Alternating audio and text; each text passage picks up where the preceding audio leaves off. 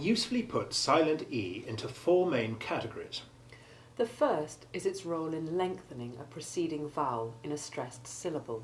For example, making the A long in the word fate, which without it would be fat. The second is its use in softening the consonants C and G, which would otherwise be hard, as in the words lace or cage, besides lengthening the preceding vowel in words like mace and sage, which would otherwise be the different words mac and sag. The third is the ed ending of the past tenses and past participles of certain verbs, as in failed or sailed. And the fourth is the E in LE endings in words like able, simple, or credible. And we shall explain shortly why we add them, although we don't believe they really belong to the silent E category. Let's take these four categories in turn. First, we'll have some examples of pairs of words showing how the addition of the silent E lengthens the vowel in the preceding syllable. Mad, Made, fat, fate, hat, hate, mat, mate, rat, rate, tap, tape, gen, gene, rid, ride, slid, slide, bid, bide, din, dine, thin, fine, pin, pine, spin, spine, dot, dote, pop, pope, cut, cute, jut. jute. Now all those words are monosyllabic, i.e. they have only one syllable. In polysyllabic words, words with more than one syllable like deface or defame, stress is usually the determining factor affecting the length of the vowel preceding the silent E. The word deface, for example, in which the root syllable F-A-C-E remains stressed, keeps the long A1 sound of the monosyllable face, but in the word preface, the root syllable loses its stress and changes to the short A2 ivy sound, while the prefix, now being stressed, changes to short E1. A final silent E will lengthen the preceding vowel only when that syllable is stressed. We have already seen this principle in action when we looked at the ATE word endings. For example, whereas the stressed endings of the verbs estimate and affiliate have the long A1 sound, the unstressed endings of the nouns estimate and affiliate are not lengthened by the final silent E. Similarly, the final silent E does not lengthen the preceding unstressed A in candidate or template, whereas redate or demonstrate have long A1, likewise deface and defame. Here is a brief selection of the countless examples of this principle in operation, and note that a stressed ending need not be the only or even the main stress in the word. We'll start with some examples of stressed endings with silent E.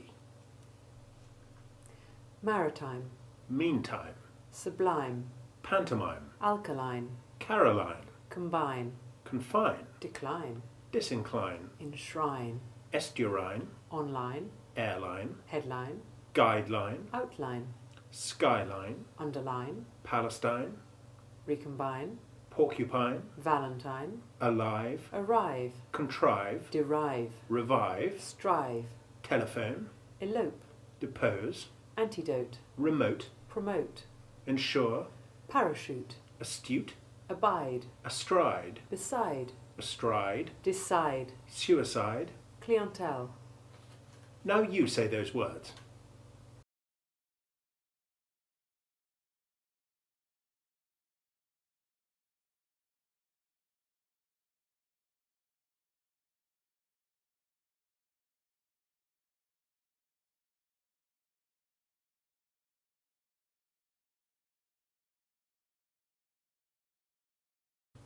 Now listen to a few examples of unstressed endings with silent E. Adrenaline, Clandestine, discipline, engine, ermine, feminine, genuine, glycerin, masculine, medicine, Europe, measure, pleasure, treasure, inclusive, exclusive, indicative, relative, preface. candidate. Now you say those words.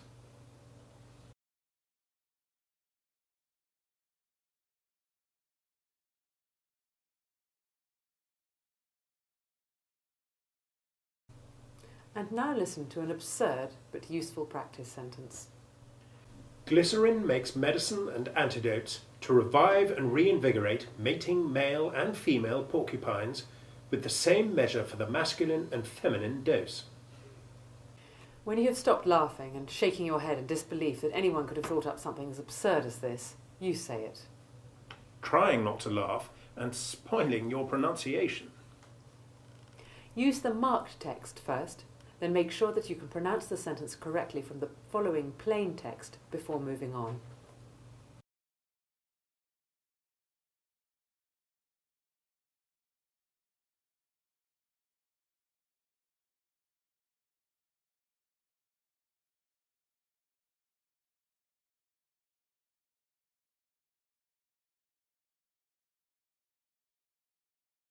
But of course, English would not be English without exceptions, and while words like alone, bone, chrome, cone, dome, drone, home, telephone, stone and drove do indeed have a long O sound, The words gone, shone, come, done, none, one, no one, some, someone, dove, love and shove do not.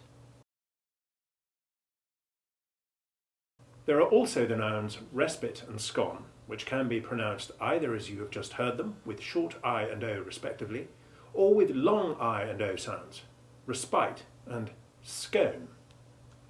We have no particular preference for the former, but we recommend the short sound for scone. We're now going to give you a sentence demonstrating some of these sounds, but don't worry if you find it difficult. We shall have more practice with these pronunciations when we reach the letter O in the alphabet. But let's try this now, and besides noting the difference between the long and short O sounds, listen carefully to the difference between the short O sound of shone or gone, and that of come, done or won. Everyone knew that someone had gone home with her, but no one knew what they had done there. Now you try saying that sentence.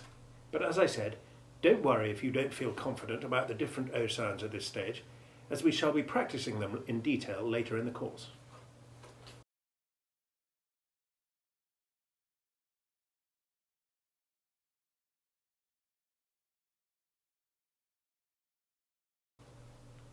And before we go on to the second category of silent E words, one very odd word to note is sieve, in which both letters E are silent. Sieve. Our second category was the role of silent E in softening the consonants C and G, and also lengthening a stressed vowel that immediately precedes them. We've already seen and practiced some examples of soft C before silent E when we looked at the letter C, and we shall have more to say about soft G when we come to study that letter in detail. But for now, we can observe its operation in such words as the following: age, cage, gauge, wages, infringe. Message, engage, page, sage, stage, oblige. Now you say those words.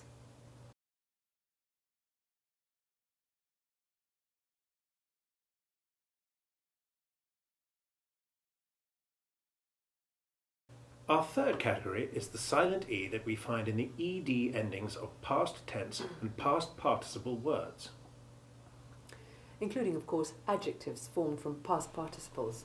For example, the adjectival use of the past participle cleared in a phrase like a cleared account. We listed a lot of examples when we were studying the letter D, words like asked, barred, slipped, dreamed, climbed, wined and dined. But we can usefully restate here the general rule for when E is silent in ED endings.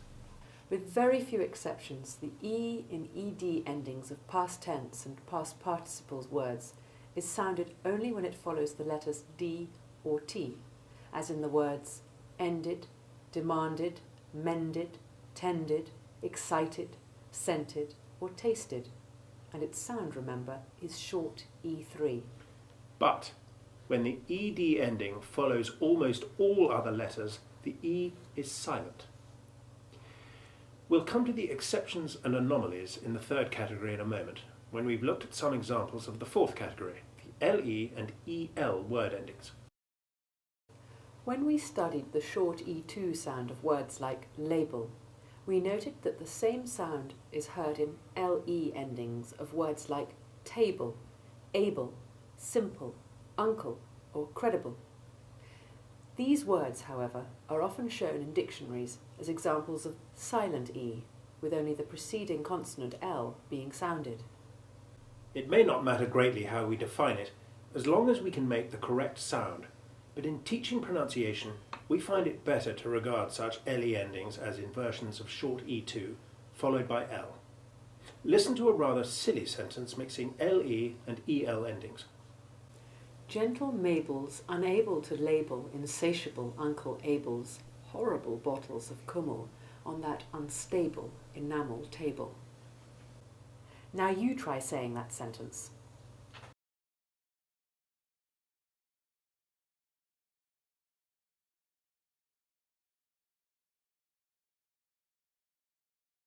Now listen to a sentence illustrating all four categories.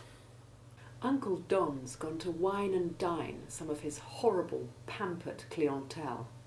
Now you tell us what Uncle Don's doing.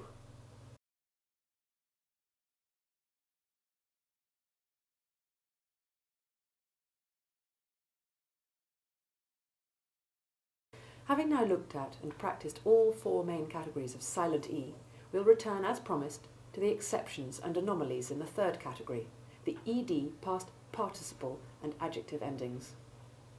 In normal speech today, the past participle, as well as the past tense of the verb bend, is bent, and of learn is learnt. Though, as you'll remember from our D section, the spelling and pronunciation learned are also correct for the past tense. But the older past participle forms bended and learned, with the final E sounded, are still used in certain expressions and contexts as adjectives. The phrase on bended knee is used of kneeling in honour or supplication to someone, especially in proposing marriage to a lady or to receive an honour from the Queen. Listen to how a gentleman proposed marriage in the good old style. He begged her to marry him on bended knee. The word learned means someone who has learning, i.e. is highly educated, as in the learned professor, and it can also be used of a place of learning, as in the learned institution of Cambridge. And the past participle aged, used as an adjective, similarly retains the sounded E, the silent E being reserved for the verbal forms, as in, that aged man had aged rapidly. Now let's put aged, learned and bended to work together in a sentence. The aged learned man received his degree on bended knee. Now you tell us about the gentleman proposing marriage and the aged learned man receiving his degree on bended knee.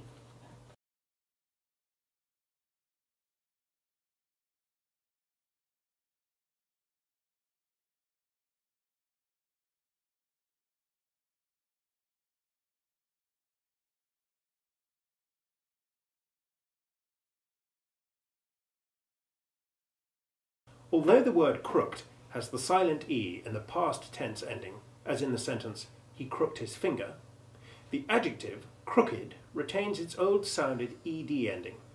Listen carefully to this sentence. The man with the crooked arm crooked his finger at me. Now you say this. And note, by the way, that the use of crook as an adjective to mean ill is solely from down under, an Australian usage.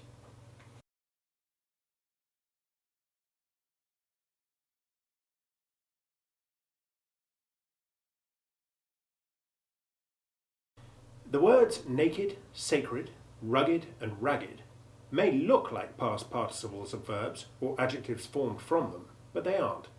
They have no associated verbs and are purely adjectives. Naked is derived from an Old English adjective meaning unclothed. Sacred comes from a Latin word. And rugged and ragged are from the Old Norse meaning respectively rough and dressed in rags. If you hear ragged with a silent E, it is the past tense form of the verb rag, meaning to tease or make fun of. Ragging is what school children often so cruelly do to weak teachers in the classroom.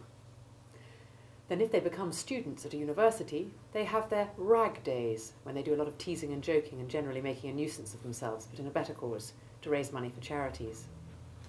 The adjective rugged, of course, has no corresponding verb, and while there is a verb to jag, meaning to prick or jab, it is defunct. If it were to be revived, its past tense form would be jagged with a silent E, exactly like crooked when it is the past tense form of the verb to crook. When the E is sounded, jagged, like crooked, is purely an adjective and means with sharp edges. Do you remember our poor old monk? He'll help us to practice all this. Listen again as he makes his painful way to his devotions.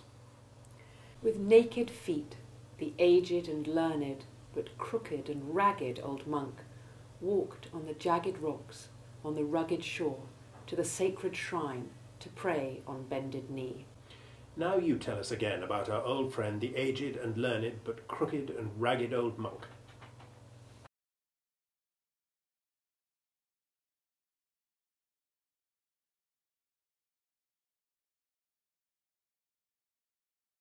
So much for the guidelines for silent E, and the exceptions, anomalies, and oddities, at least for the present. But before we attack the sounds of E combined with other vowels, here's a children's nursery rhyme which, like the word rhyme itself, nicely illustrates silent E, as well as double E and its effect. Queen, Queen Caroline washed her hair in turpentine. Turpentine made it shine. Queen, Queen Caroline. Actually, this little rhyme was a cruel attack on the unhappy and unloved wife of the unpleasant and unlovable King George IV, to whom she was married from 1795 to 1820. Turpentine was used to cure head lice in those days, and this may be the origin of the ditty. Now you imagine you are 4 years old again, and chant this rhyme cheerfully before we study E in combination with other vowels.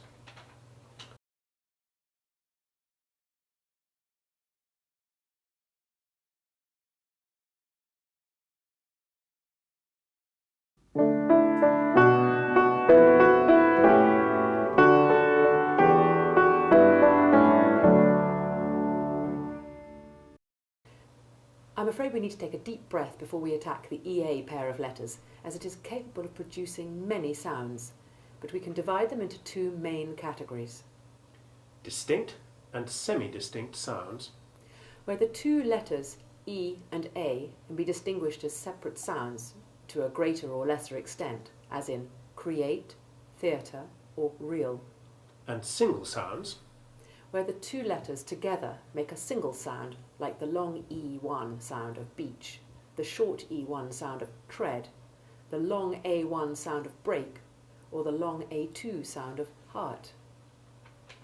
Inevitably, too, there are oddities and peculiarities, which we shall note as we go along, but fear not. It is like going for a swim in a cold sea on a hot day. It seems unbearable as you get in, but it gets better once you become acclimatized to it, and as the exercise warms you up. Let's start with some of the distinct and semi-distinct sounds. Words beginning with the prefix DE, RE, or PRE, followed by a root starting with the letter A. As in deactivate, react, or preamble. Obviously, keep the E and A sounds totally distinct so that the root word is not lost. Here are some more examples. Deactivation, Reaction, reactivate, readjustment, readmission, reallocation, rearm, reanimate, reattach. reassure. But there are other words for which it is difficult to make a rule without assuming a knowledge of the, usually Latin or Greek, words from which they derive.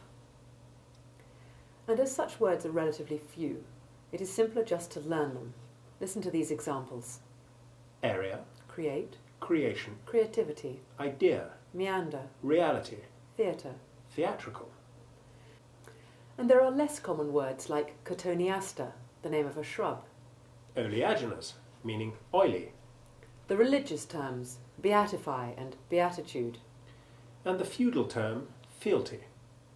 Here's a little sentence to practice some of the more common examples. The area they created in the theatre is ideal. Now you tell us about the ideal nature of the area they created in the theatre.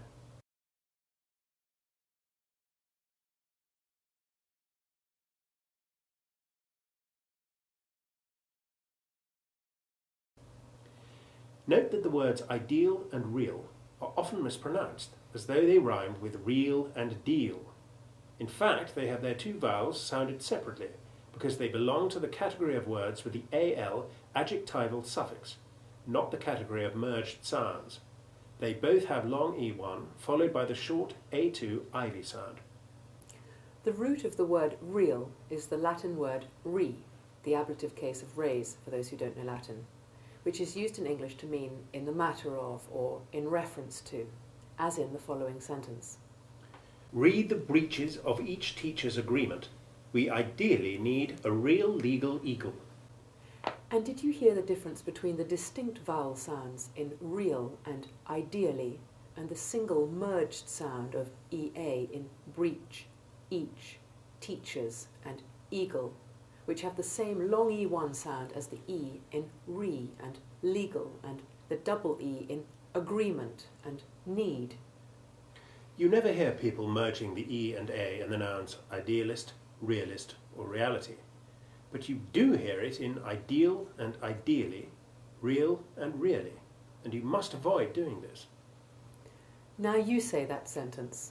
A legal eagle, by the way, being a very good lawyer.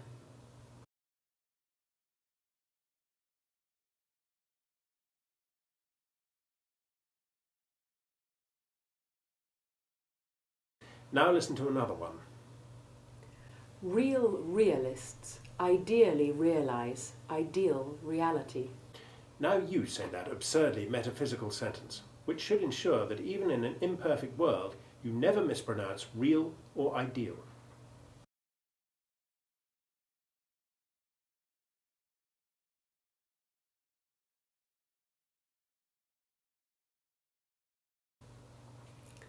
Listen now to a sentence in which every EA combination has the single long E1 sound. I'd like to eat meat with peas, then peaches and cream with weak tea, please. Now you say that sentence.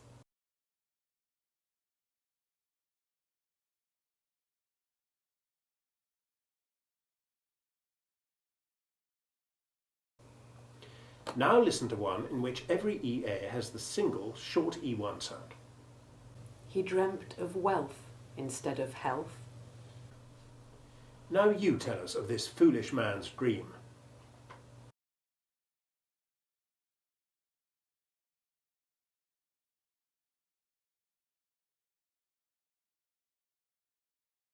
And now we'll combine both these EA sounds in a single sentence.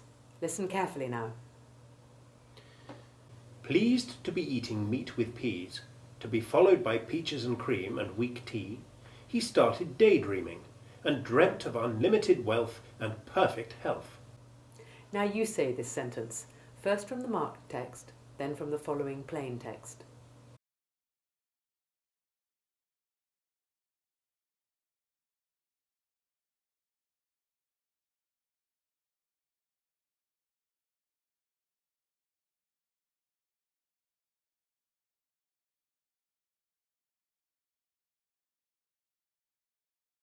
But when we see a word written containing the combination EA, how do we know which single sound to use? The answer is usually dependent on which letter or letter combination follows the EA, and for the long E1 sound there are fairly reliable rules.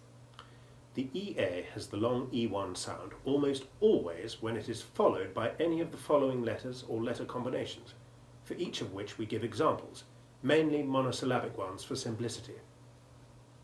Soft CH, beach, bleach, breach, each, peach, preach, reach, teach. Hard G, beagle, eagle, eager, league, meager. K and hard C, beak, creak, freak, leak, peak, sneak, speak, squeak, streak, tweak, weak, reek. Beacon, deacon, peacock, treacle. Important exceptions here are break and steak, both of which have the long A1 sound, except when you eat your first meal of the day. You break your fast of the previous night by eating your breakfast with a short E1 sound. Yes, I know, English is not easy, but then the traditional English breakfast is also rather special. S and soft C. Cease, crease, decease, grease, increase, lease, predecease, release, beast, east, Easter, feast, least, yeast, leash, weasel, disease, ease, easy, unease, feasible, peas, please, displease, queasy, reason, season, treason, tease, teasel, peace.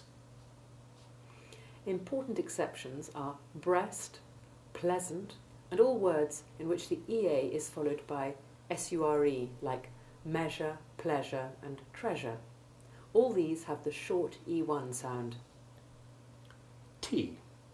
Beat, cheat, eat, feet, feature, heat, meet, neat, peat, pleat, defeat, entreat, repeat, retreat, seated, teat, treat, treaty. Exceptions to note here are that the word great has a long A1 sound, as does the name of the poet, Yeats, while the words sweat and et, when this is the past tense of the verb, both have the short E1 sound, and we'll look further at the verb eat in a moment. Listen to this practice sentence. He sweated greatly after he ate all that meat and steak. Now you tell us about this overheated guzzler who ate all that meat and steak. But please don't ask me why Yeats rhymes with greats while Keats rhymes with eats, because I haven't the faintest idea. Poets can be very perverse.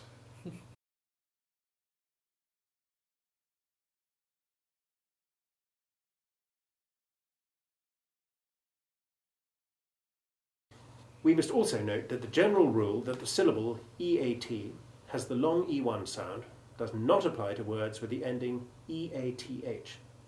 While words like beneath, heath, and wreath do indeed have the long E1 sound, others, like breath and death, have short E1. Though when a silent E is added to the noun breath to make the verb breathe, it gives the EA combination the long E1 sound.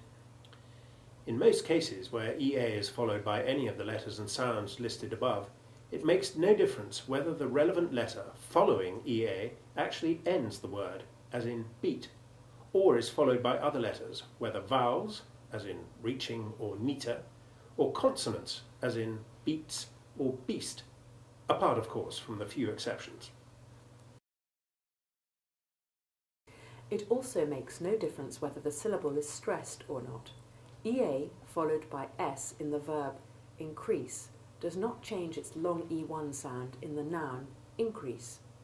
And while we're discussing EA before S, we can note that the rule applies whether the S has the soft C sound of crease or the hard S, the Z sound, of easy.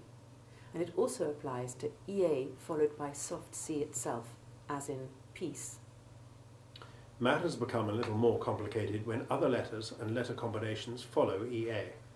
The rule that EA has the long E1 sound usually applies when it is followed by any of the letters L, M, N, P, or V, but only when that letter ends the word, as in mean, or if it is itself followed by E, ing, or Y, as in dreamer, dreaming, and dreamy, or by the letter S, as in means.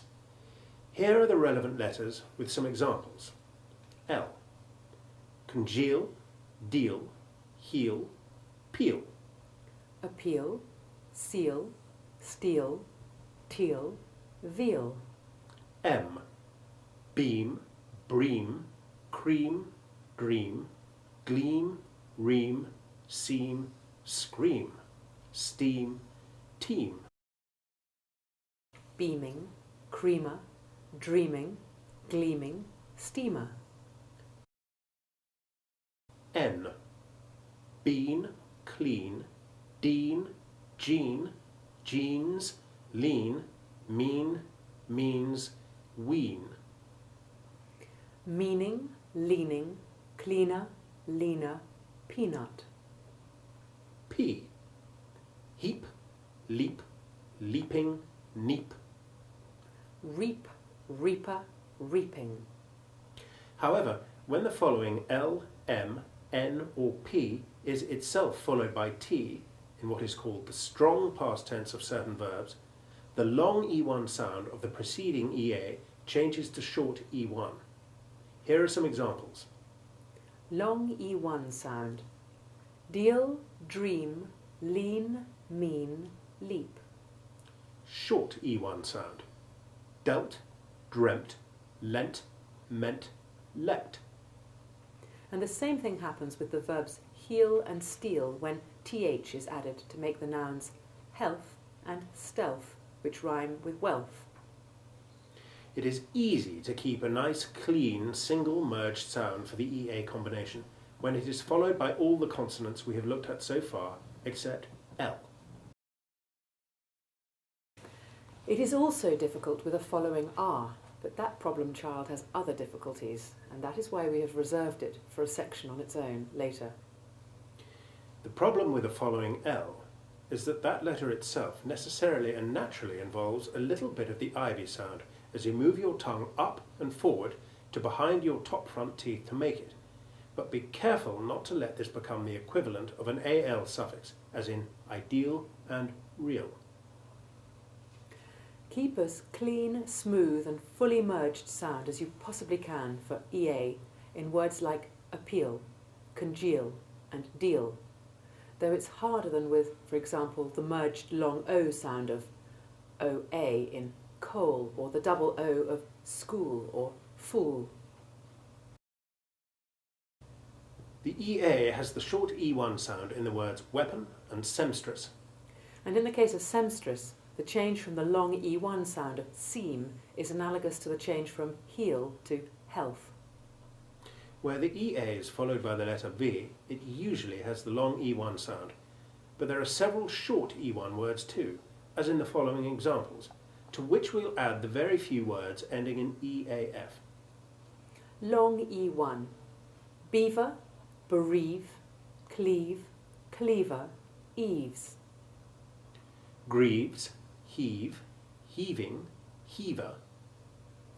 Leave, leaving, leaves, weave, weaver, weaving. Leaf, sheaf. Short E1. Endeavour, heavy, heaviness, heaven, leaven, deaf, deafen, deafness. You will have seen that heave has derivatives in both categories. Despite the fact that there is no change in the syllable stressed, the long E1 sound of the verb heave, including its other verb forms like heaves, heaving and heaved, and of the agent noun heaver, as in the term coal heaver, becomes short E1 in the adjective heavy, the adverb heavily, and the abstract noun heaviness. Remember too that leave has the strong past tense form left, where it changes its spelling as well as its sound, while bereave has two different past participles, used as adjectives, bereaved and bereft. The former is used of people who have lost someone by death, as in the bereaved parents mourned their dead son. The second is used of being deprived of something generally, as well as feeling a sense of loss, as in bereft of her guidance, he made many mistakes. Or that useless manager was totally bereft of ideas. Or when their son died, they felt totally bereft. You may wonder why we haven't yet looked at words in which the EA combination is followed by D. The reason is that with this consonant, the usual trend is reversed, and the short E1 sound is more common than long E1. And there is little logic involved in knowing which is which. Why do we say bead but head? I'm afraid we just have to learn these words. Here are some of them. Long E1. Bead, need, mead, lead, plead, read. Short E1. Bread, dead, dread, head, headline.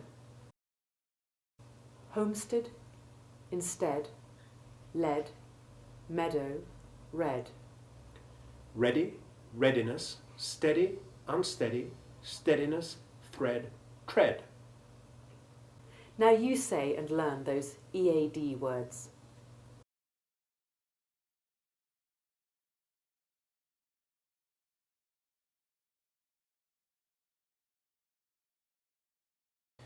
You will have noticed that two identical words, marked with an asterisk, appear in both lists. In the examples we've looked at so far, the spelling of the word guides us to the correct EA sound, but we now need to look more carefully at words of identical spelling, which are differently pronounced according to their role in a sentence or their meanings. We'll start with those deceptively simple-looking words READ and EAT. In the verbs read and eat, the EA sound changes according to the tense. Their present tense has the long E1 sound. I read, you read, he reads, we read, you read, they read. I eat, you eat, she eats, we eat, you eat, they eat. But the past tense has the short E1 sound, although the spelling does not change at all. Yesterday, I read a book and ate cake. Having said that, I should mention that you will also find the alternative spelling ATE for the simple past tense ate, and sometimes you will hear it pronounced with the long A sound, ate. But the more usual pronunciation for both spellings is the short E1 sound, and the more usual spelling is EAT. Note, however, that when the word read is the past participle of the verb, it is the same in spelling and in pronunciation as the past tense, as in, the book had often been read. But the past participle of eat is eaten and keeps the long E1 sound.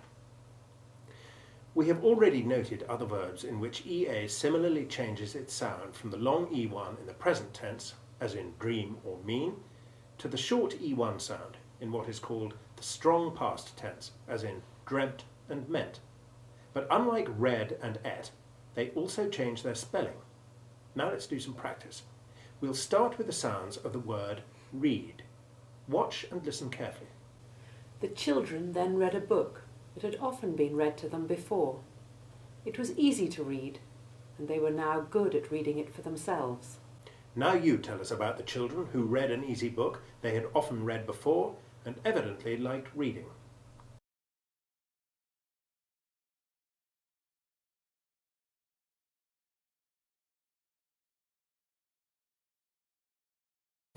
Now let's bring in the word eat and practice all these curiosities together. Listen carefully to this sentence. I decided to eat my breakfast first, then read a book. But what I then ate made me so sleepy that after I had eaten, I read only a little, although the book was very readable and had been read to me several times by my teacher. Now you say this, first with the help of the marked text, then reading from the following plain text.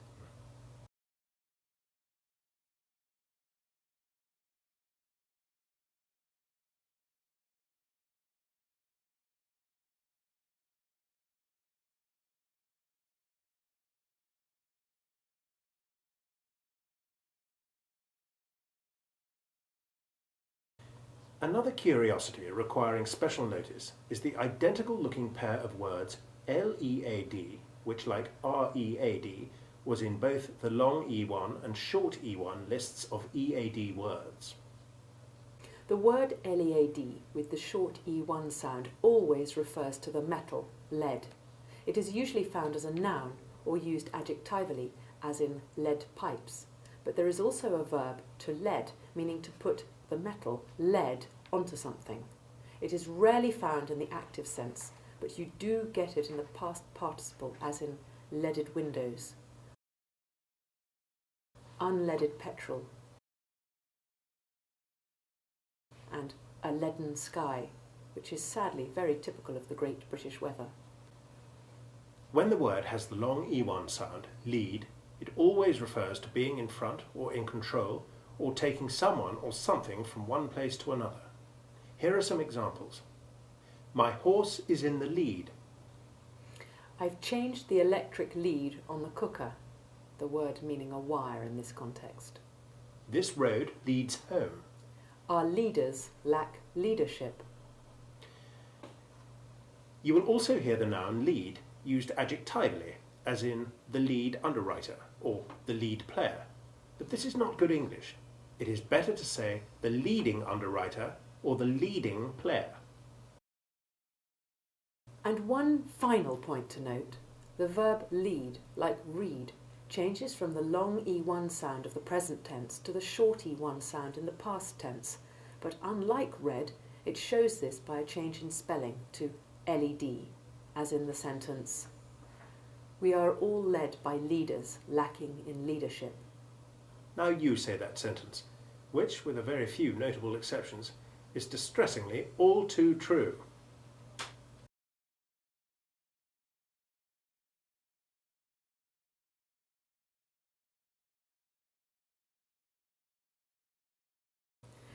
And now we come to our problem child, the EA combination followed by the letter R. There are 4 possible pronunciations. Listen to these examples. Long E1 R. Ear, blear, bleary, clear, clearly, dear. Dreary, fear, gear, here, near, rear, sear, smear, spear. Tear, year, yearly, weary, Shakespeare. Long E2. Early, earn, earnings, earnest, earth, heard. Learn, learned, learnt, pearl, search, research. Long A1R. Bear, pair, swear, tear, wear. Long A2. Hearth, heart, hearty. Now it is easy to hear that we are dealing with a single merged sound of EA in the long E2 Ursula words like early or search, and in those like heart and hearth where it has the long A2 sound, but it is less easy in the case of the other 2 possible EA sounds. Do the other 2, which have the long A1R and long E1R sounds, qualify as single merged sounds or as semi-distinct sounds?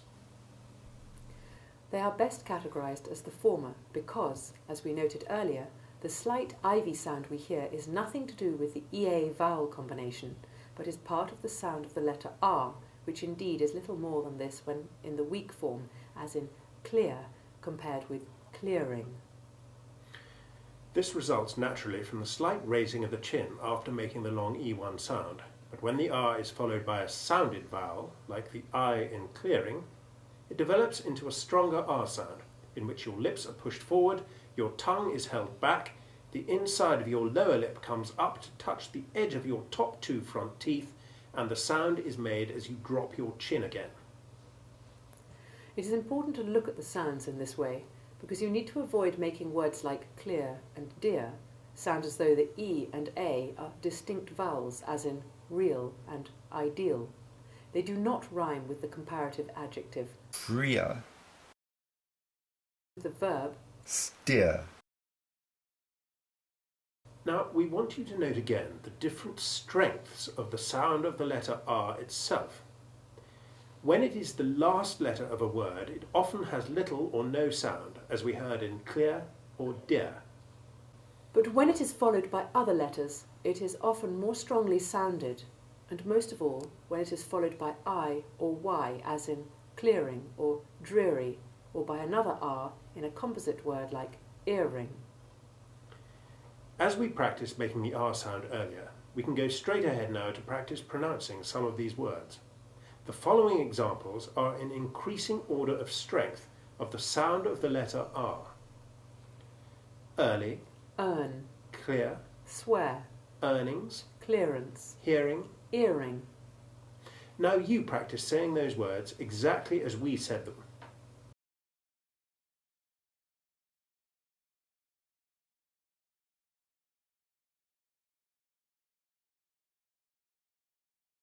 And note another pair of homographs from the table of EAR sounds. Tears and tears. When it means the water that comes from your eyes, the word tears is pronounced with the long E1 R sound. But when it refers to tears in the sense of rips in clothes, it has the long A1 single sound, as does the verb tear and the singular of the noun tear. Here is a little sentence with both sounds in it. There were tears in her eyes when she saw the tears in her new coat. Now you tell us about the tears in her eyes when she saw the tears in her new coat.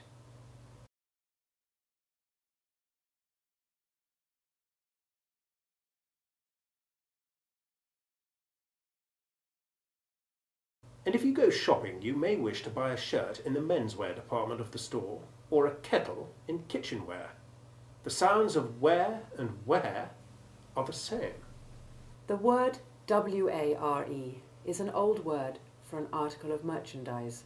We still occasionally talk about displaying or selling our wares, but the word is only in regular use now in a few compound words like warehouse, which is a place for storing goods, and in words for types of goods like hardware or kitchenware.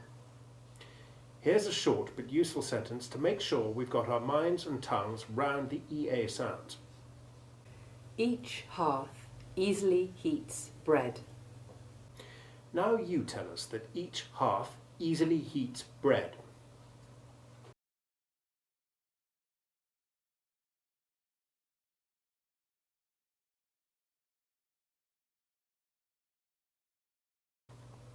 And listen to a piece of wisdom from the Christian Bible. Where your treasure is, there will your heart be also. Now you repeat this wise saying.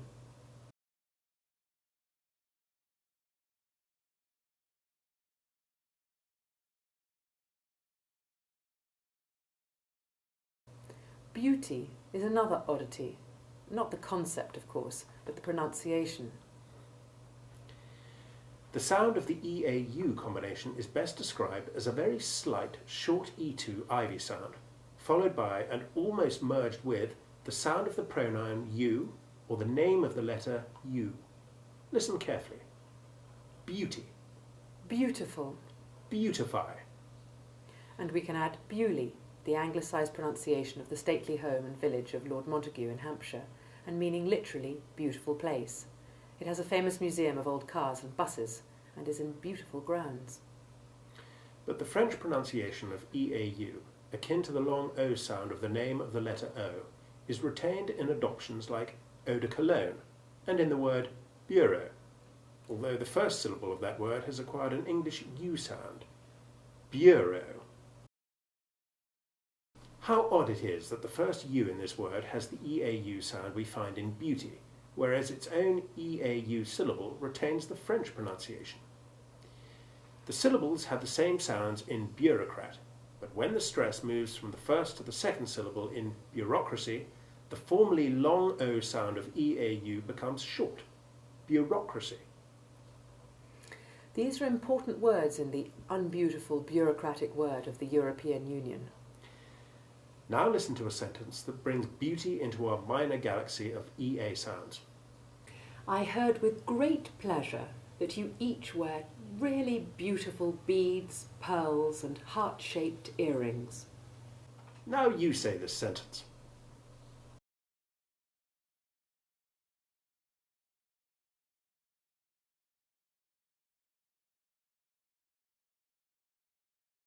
And here's one for teachers who are weary of bureaucracy.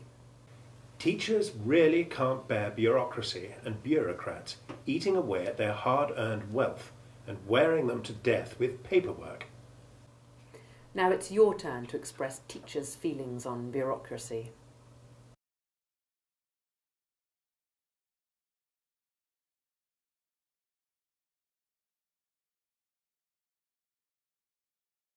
The EI combination of vowels can produce a long I sound, as in the words either and height. The long E1 sound, as in receive. A short E3 sound, as in foreign. The long A1 sound, as in vain. The long A1R sound, as in there. And the short E1 sound, as in leisure. Let's look at them separately in turn. Let's start with the long I sound, as in the first person pronoun I or the word I. We'll call it EI1. Listen to some examples. Either, Neither, eiderdown, Eileen, height, seismic, slight, kaleidoscope, Eiffel, Crichton, Stein, Zeiss, Zeitgeist. feisty. But I'm afraid you will often hear the first two of these words tiresomely mispronounced. Unfortunately, these days you will increasingly hear, even on the BBC's more civilised channels, which should know better, the common words either and neither pronounced in an American way with a long E1 sound so as to rhyme with breather, but this is best avoided. Unless you sleep under an eiderdown rather than an eiderdown. Eider down comes from eider ducks. The females pluck soft feathers known as down from their breasts to line their nests, and it is later collected to make that warmest, softest and lightest of bed coverings, the eiderdown. Having said that, I must add that there are a few words in which EI is correctly pronounced as long E1, English being the willful language it is, and we'll look at them in a moment. But we can't leave EI1 without saying that very funny rhyme about the famous people whose names end in Stein, the poet Gertrude Stein, the sculptor Epstein, and the physics and mathematics genius Einstein. Just listen to this. That troublesome family Stein, there's Gert and there's Ep and there's Ein. Gert's poems are bunk, Ep's statues are junk, and nobody understands Ein. I think this is worth memorising, don't you? It's great to trot out at parties. The EI2 sound is the same as the long E1 sound. There are not many examples, and almost all of them are where EI follows C, as in ceiling, receive, and perceive, though there is also Cs. These words are very commonly spelt wrongly because the required sound is usually represented by IE, as in the words believe, relieve, or retrieve. Listen to these words again, together with one or two others. Ceiling, Conceive, deceive, receive, perceive, seize. seizure. Now you say those words.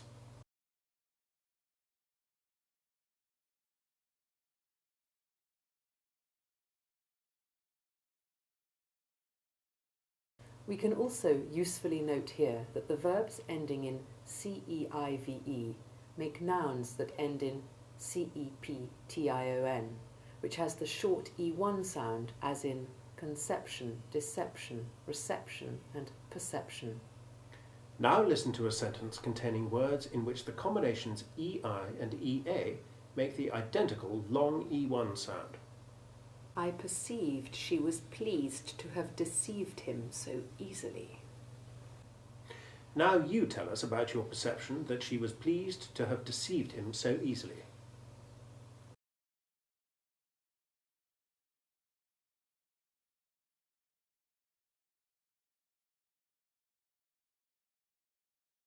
Note also weird and weir, in which the E and I sounds are semi-distinct. The E is long E1 and the I has the ivy sound. The R being virtually silent, unless in the case of weir, it is followed by a word beginning with a vowel, as in the weir is dry. The EI3 sound is the same as long A1. Listen to the following examples, from which you will see that it occurs only in a stressed syllable. Rain, rain, skein, vein, feign, faint, dane.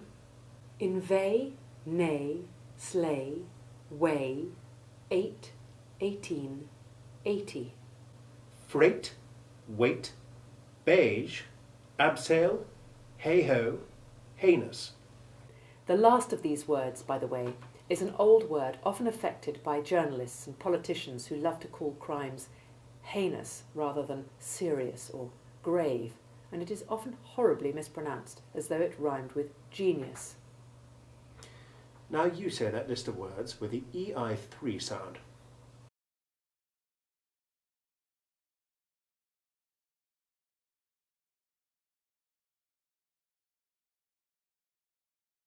But now note what happens when the syllable EIGN is not stressed. Instead of the long A1 of rain, it has the EI4 sound, as in sovereign and foreign. It is the same as the short E3 sound in the first syllable of because. Listen to the following sentence. Their foreign sovereign reigned there 8 times. Now you tell us how long their foreign sovereign reigned there, and note that the first E in sovereign is almost but not quite silent.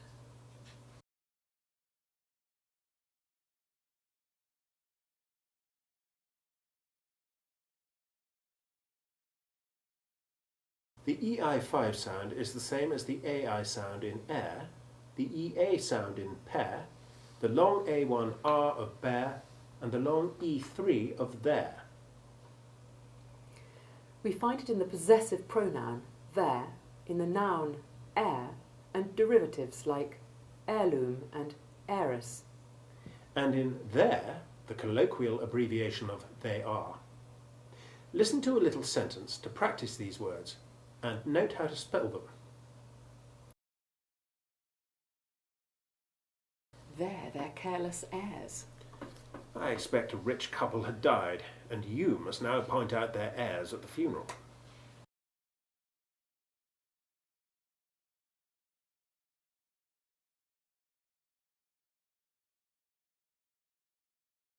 And now let's bring together in one sentence all 5 EI sounds we have practiced so far, plus the semi-distinct weird. Listen to this. Neither she nor I liked the height of their ceiling, or Eileen Crichton, or her 8 beige foreign eiderdowns, all of them weird heirlooms. Wasn't that a splendid sentence? It took ages to think up. Now you try it, and make sure you can also say it correctly when reading it from the following unmarked text.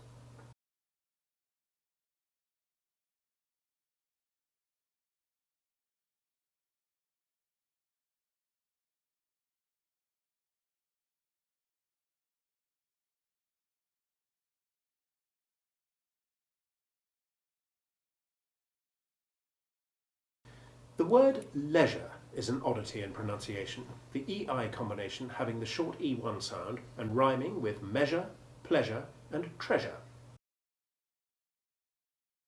Be sure to avoid the American pronunciation which rhymes it with seizure. Listen carefully now to this practice sentence. Leisure without measure gives neither pleasure nor treasure. Now you repeat this wise remark.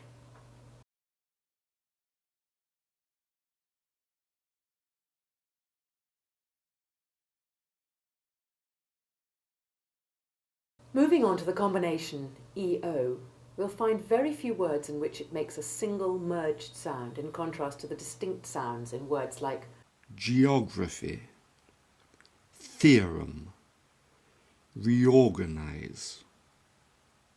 There are, however, a few words ending in GEON, in which this unstressed syllable usually has the short E2 ivy sound. Listen to these examples. burgeon, Luncheon, pigeon, surgeon, sturgeon, truncheon, widgeon. and note that you can also pronounce pigeon correctly with a short E3 sound. Pigeon. Then there is the stressed EO combination in the name Geoffrey and its abbreviation Jeff, which have the short E1 sound, while in people the sound is that of long E1. Listen carefully to this sentence. People know that Geoffrey likes pigeon for luncheon. Now you tell us about the popular knowledge of Geoffrey's predilection for pigeon at luncheon.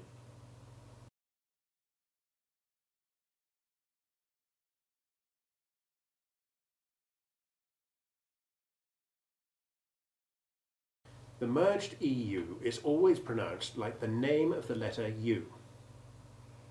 Let's start with the tongue. Its sides are pressed tightly against the edge of your upper front teeth. Its tip is pressed against the inside of your lower front teeth, and its rear surface is against the rear of your palate. Now for the lips.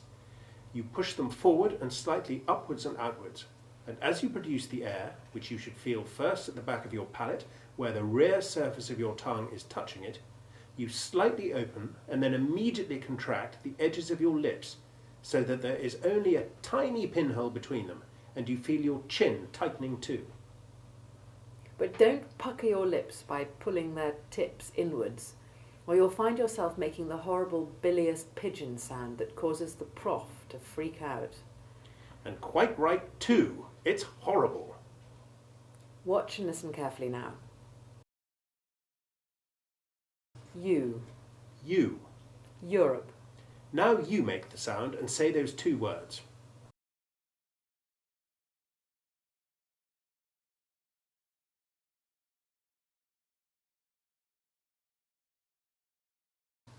There is a small group of EU words deriving from the Greek adverb for well, in the sense of good. For example, eucalyptus, a tree that gives good shade. Eugenics, the science of breeding good stock. Eulogy, a speech saying good things about its subject. Euphonium, a musical instrument supposedly producing a good sound. And the names Eugene, well-bred, and Euclid, well-famed, in his case as a mathematician. There is also the poor eunuch, also deriving from a Greek word, but not one meaning good. Listen now to one of our rather silly but useful sentences. Eugene played his euphonium under the eucalyptus tree instead of learning the theorems of Euclid. Now you tell us about Eugene's not unnatural preference for music over geometry.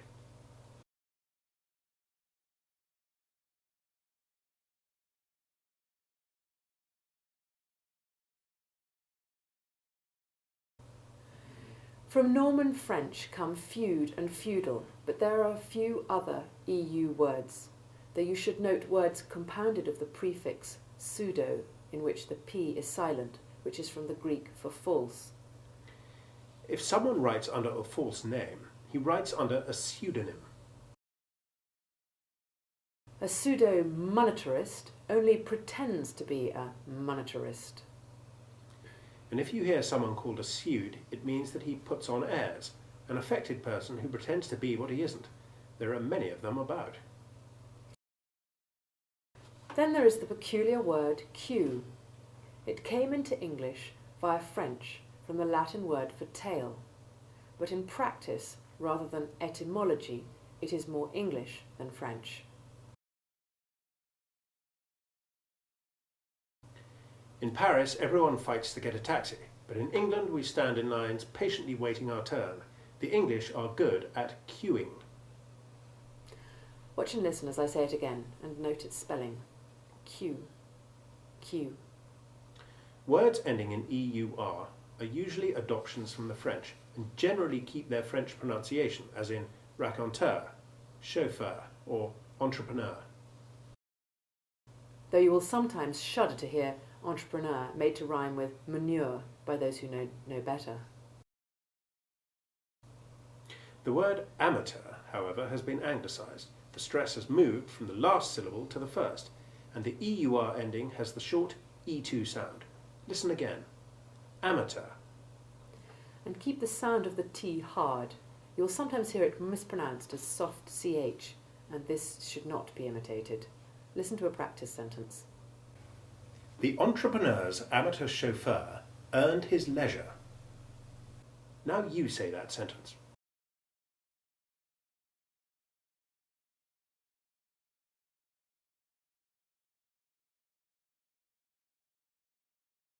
And now let's look at the combination EY, which surprisingly can have 4 sounds. When it is stressed, it can have the long A1 sound, as in convey, or, much less commonly, the long E1 sound of key. But when it is unstressed, as in valley, the E is silent and only the Y is sounded. Here are 3 lists of examples. We'll start with a long A1 sound. Convey, conveyance, conveyor. Purvey, purveyor. Survey, survey, surveyor. Airy, Hayward, Keynes, Leighton, Peyton. Bay, fay, dray, grey, prey, osprey, they. Among the much rarer long E1 sounds of EY are key, Seymour, and geezer. And among the more numerous silent E sounds of EY are Alley, attorney, Audrey, Aubrey, Barclay, Blakeney, flunky, journey, money, monkey, spinny, starkey, trolley, Halley, valley, Coverley, Basie, Cowdrey, Hennessy, Tracy, Casey, Rumney, Turkey. Jersey. Now you practice saying those three groups of words.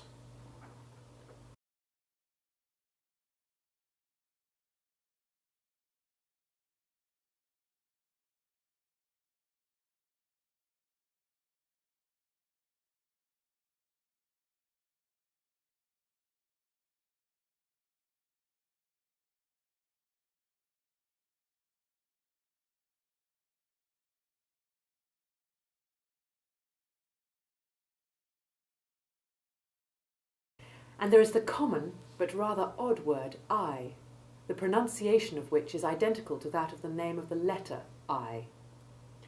Now listen to a tremendous sentence.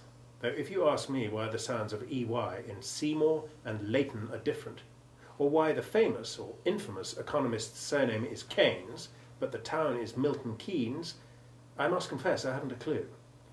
They are just more English eccentricities that you have to get used to. When the surveyors Aubrey Seymour and Audrey Keynes from Milton Keynes surveyed Berkeley, they saw many grey squirrels' drays in the spinney, and ospreys preying on the fish in the lake. Wow, what a scorcher. By the time you can read a sentence like that correctly at first sight, you will know that your command of English is virtually perfect. But do your best now, take a deep breath, and tell us about the survey of the natural history of Berkeley by the surveyors Aubrey Seymour and Audrey Keynes. A dray, by the way, as you may remember from our D section, is the name of a squirrel's nest. A spinney is a small wood, and an osprey is a spectacular fish-eating eagle.